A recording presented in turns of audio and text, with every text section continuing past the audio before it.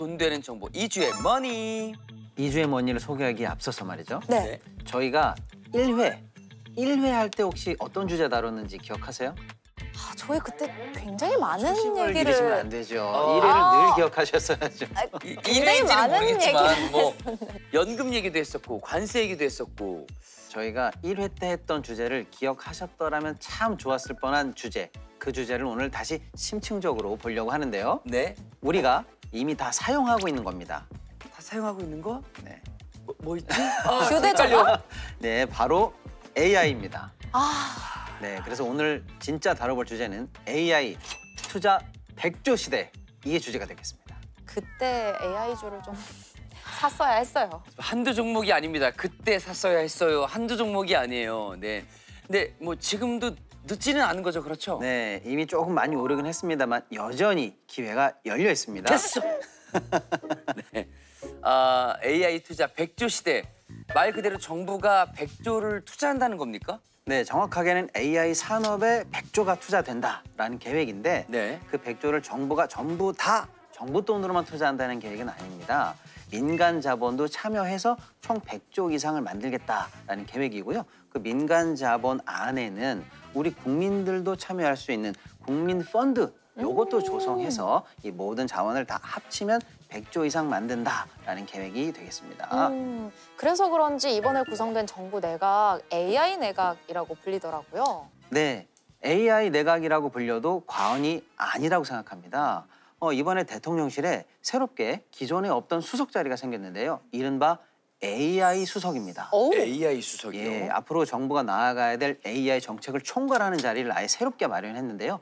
민간에서 네이버 퓨처 AI 센터장을 역임하셨던 하정우 센터장이 AI 수석으로 자리를 옮겨서 정책을 총괄하게 됐고요. 또 주무부서인 과기정통부 장관 후보자로는 배경훈 장관 후보자가 지명이 됐는데 이분도 LG에서 AI 사업을 총괄하던 민간 최고의 전문가세요. 이런 분들이 정부의 정책과 전략을 총괄하는 자리에 이제 곳곳에 포진해 있다 보니까 사실상 AI 정부, AI 내각 이렇게 불려도 과언이 아닌 상황이다. 이렇게 말씀드릴 수 있겠습니다. 야, 이 정부가 이렇게까지 AI에 힘을 싣는 이유는 그만큼 급하다는 것 같은데 그렇죠. 100조를 쓰는 게 정말 어마무시한 돈을 투입하는 거잖아요. 근데 저는 문과 출신이라서 우리나라가 IT 강국이니까 당연히 AI도 앞서고 있는 게 아닐까라고 생각했었어요. 근데 그게 아닌가 봐요. 앞서 있는 거는 분명히 맞죠. 그런데 이게 미국이나 중국과의 격차가 너무 크다는 게 문제입니다. 그러니까 우리는 일단 기본적인 기초망은 깔았지만 집을 짓는 건 아직 하나도 안 했거든요. 이 AI의 집을 지어줘야만 다음 단계로 진도가 빠져나갈 수가 있는데 문제는 하나 있습니다. 지금 기업이 국가 단위보다 큰 사이즈가 지금 미국에서 출현했죠. 미국 시가총액 1위부터 5위 정도는 웬만한 나라의 GDP보다도 시가총액이 더 커요. 근데 그런 기업들이 이 AI에 집중하면서 소위 말하면 몰빵 투자를 했습니다. 그러니까 세계 AI의 자원을 모두 흡수해 간 거예요. 이게 이제 과거하고 좀 다른 게 옛날 초고속 통신망 같은 경우는 그냥 구리선 열심히 깔으면 어느 나라나 할 수 있었어요. 근데 이거는 반도체 칩이 없으면 못하는데 이쪽에서 모두 다 입도 선매하듯이 다 가지고 간 거예요. 그래서 가격이 너무 많이 올랐고요. 근데 이렇게 가격이 오른 데는 이 세계 유수의 기업들이 시간이 아깝기 때문에 이게 시간 싸움이라는 걸 알고 기다려주지 않고 비싼 가격에 그냥 사버렸습니다. 그러다 보니까 진입장벽이 어마무시하게 커졌는데요. 이 진입장벽이라는 건 웬만한 국가는 할 수 없는 강력한 가격 진입장벽을 만들어놨습니다. 그러니까 엔비디아가 만드는 최신형 칩셋 하나의 가격이 어느 정도 될 거라고 보세요? 엔비디아의 최신형 칩. 얼마일까요? 1억? 훨씬 넘습니다. 예, 그것보다 훨씬 비싸요. 칩이 1억이 넘는다고요? 그럼요. 칩셋이 훨씬 더 비쌉니다. 그러니까 이게 누가 하고 싶다고 해서 할 수 있는 게 아니에요. 우리나라 같으면 예를 들어 네이버 같은 경우는 대단히 큰 기업이잖아요. 네. 네이버의 규모로는 이걸 할 수가 없는 이야. 겁니다. 그래서 국가가 좀 도와줘야 되고 사실 필수적이고 매우 급하다라는 생각을 안 할 수가 없죠. 우리가 IT 그러면 한국이 최고 아니야? 네. 우리는 뭐 최첨단 산업에서는 늘 앞서 왔어. 이렇게 자부심을 가졌었는데 저도 그렇게 생각했거든요. 최근에 한 3년 정도 이 AI 붐이 일어났는데 이때 안타깝게도 우리가 따라잡지를 못했습니다. 그래서 영국에서 낸 그 경쟁력 순위에 따르면 우리나라가 AI 경쟁력 6위 정도를 평가받고 있고요. 미국에 있는 실리콘밸리나 스탠포드에서 낸 자료에 따르면 10위권 정도를 쳐줬다라는 얘기가 나오고 있고 최근에 우리가 좀 자존심이 상할 정도로 AI 관련해서 우리의 경쟁력이 많이 떨어지고 있어요. 그래서 사실은 지금 따라잡지 않으면 안 되는 굉장히 중요한 구간을 지나고 있다. 이렇게 좀 말씀드려야 될 것 같습니다. 그러니까 한마디로 조금 늦긴 했지만 이제라도 AI 경쟁에 뛰어들겠다는 것 같은데 그동안 민간에서는 좀 어려웠다는 얘기겠죠? 예, 그렇죠. 그러니까 이 AI라는 건 쉽게 얘기하면 우리가 90년대 이후에 만들었던 온라인 상에서 만들어낸 그 모든 자료들 있지 않습니까? 이걸 하나로 집약해내는 사업이 AI다 이렇게 보시면 돼요. 그 막대한 네. 정보를. 그렇죠. 예, 그 정보가 있었기 때문에 AI가 시작된 거예요. 그걸 이제 구조화하는 사업이 AI입니다. 그런데 이 구조화하는 사업을 하려는데 문제는 뭐냐면 원재료 값이 너무 비싼 거예요. 그래서 쉽게 접근하지 못했고 지금 진입이 좀 늦었다. 그렇다면 민간이 하기 어려운 투자를 이제는 정부가 해줄게 라는 게 이번 백조 시대의 공약의 핵심이에요. 칩이 그렇게 비싸? 그럼 우리가 대신 사줄게. 그래서 5만 장 정도의 GPU를 사서 한 곳에 딱 모아놓고 우리가 한 번에 AI를 개발하자. 그다음에 그 성과물을 우리가 나누면 된다. 이런 모델이 되겠습니다. 그래서 조금 더 구체적으로 들어가 보면요. 소버린 AI 같은 시스템도 딱 개발을 하고 그 개발된 걸 가지고 근데 소버린 AI가 뭐예요? 뭐 울버린 동생인가요? 소가 버린 AI 요거 아니고요. 예. 영어입니다. 영어 소버린. 예, 소버린. 주권이란 뜻이에요. 네. 그러니까 챗 GPT 들어보셨죠? 네네. 네. 근데 또 구글이 만든 제미나이 들어보셨을 거예요. 네. 다 뭐냐? 남의 나라 AI입니다. 그런데 여기서 주권 개념이 들어가야 된다. 우리가 우리 AI를 가져야 한다라는 게 소버린 AI다 이렇게 생각하시면 될 텐데 네네. 야 그런데 이미 우리가 늦었잖아. 그리고 이미 글로벌리하게 앞서가 있는 챗GPT나 이런 거 지금 많이 사용하고 있는데 굳이 돈과 시간을 들여서 소버린 AI를 한다고 하면서 우리가 우리 AI를 꼭 개발해야 돼?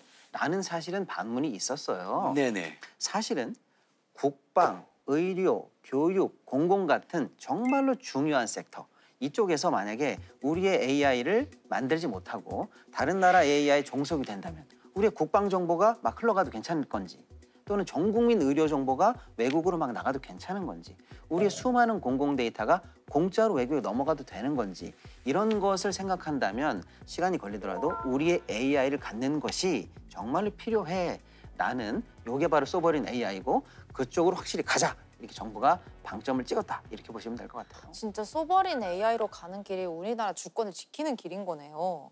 이 기대감 때문에 주가도 많이 오른 것 같은데 이 소버린 AI 관련주들이 많이 오른 건가요?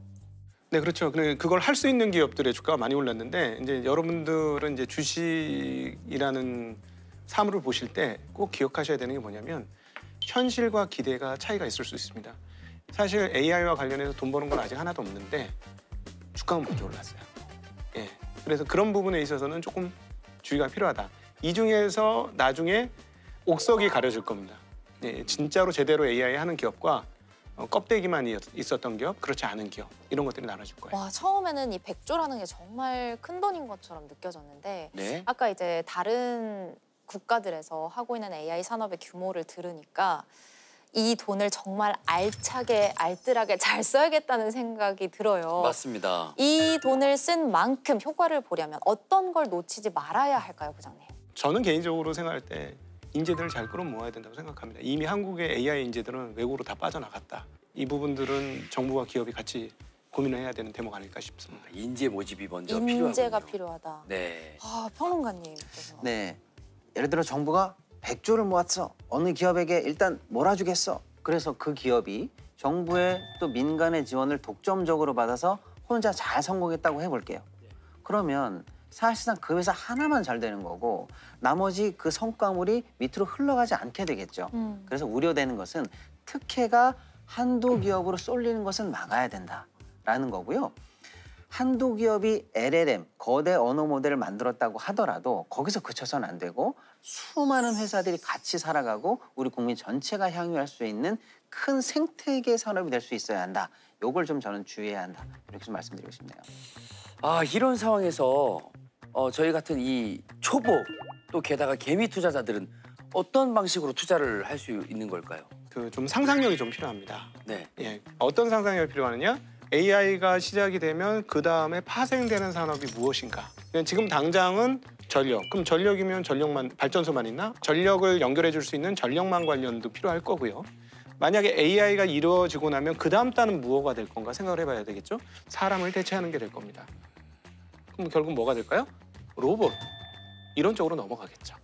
그러니까 이 영향력이 저희가 생각했던 것보다 훨씬 더 멀리 뻗어나가는 것 같아요. 맞습니다. AI 산업의 생태계의 시작부터 끝이 어딜까? 이걸 놓고 하나씩 쪼개보면 될 것 같아요. 제가 또 쪼개기 전문 아니겠습니까? 그렇죠, 예, 그렇죠. 예. 지금 쪼개야죠. 네. 예. 예를 들어서 일단 AI를 만들려면 뭐가 필요하죠? 반도체, 네, 반도체. 칩이 필요합니다. 근데 우리나라 업체가 칩 관련해서 세계 대장주가 하나 있죠? 네. 이런 거 하나 챙겨보시면 되고 그 칩이 만들어져서 우리나라에 들어와서 데이터 센터가 일단 구축이 돼야 되죠? 네. 데이터 센터 업체 어딜까? 요거 하나 또 팁이 되겠죠. 그리고 데이터 센터에 칩을 몰아주고 이거를 통해서 한국형 소버린 AI를 만들어라고 할 때 만들 수 있는 회사 한두 개 정도가 벌써 딱 떠오르죠? 네. 그렇습니다. 그래서 만들어졌다 칠게요. 그 만들어진 한국형 AI를 놓고 이제 사업에 적용할 수 있는 개별 AI들이 이제 본격적으로 만들어지는데 네. 자동차의 AI가 접목되면 뭐가 될까요? 자율주행. 가전에 AI가 들어오면 어떻게 됩니까? 로봇 청소기. 이야. 또 수많은 은행이라든지 이런 쪽에 들어가는 핀테크 회사들. AI가 접목되면 지금보다 훨씬 나은 시너지를 낼 수 있는 이런 회사들까지 줄줄이 이렇게 하나씩 발전 단계별로 쪼개서 생각해 보시면 이게 전부 다 AI가 일으킬 수 있는 영향력 범위 내에 있다.